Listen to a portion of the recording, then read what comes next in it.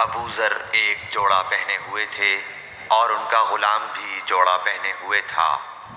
سبب دریافت کیا گیا تو کہنے لگے کہ میں نے ایک شخص یعنی غلام کو برا بھلا کہا تھا اور اس کی ماں کی غیرت دلائی یعنی گالی دی، تو رسول اللہ صلی اللہ علیہ وسلم نے یہ معلوم کر کے مجھ سے فرمایا، اے ابو ذر، تو نے اسے ماں کے نام سے غیرت دلائی ہے، بے شک تجھ میں ابھی کچھ زمانہ جاہلیت کا اثر باقی ہے۔ یاد رکھو ماتحت لوگ تمہارے بھائی ہیں، اللہ نے اپنی کسی مصلحت کی بنا پر انہیں تمہارے قبضے میں دے رکھا ہے، تو جس کے ماتحت اس کا کوئی بھائی ہو تو اس کو بھی وہی کھلائے جو آپ کھاتا ہے، اور وہ کپڑا اسے پہنائے جو آپ پہنتا ہے، اور ان کو اتنے کام کی تکلیف نہ دو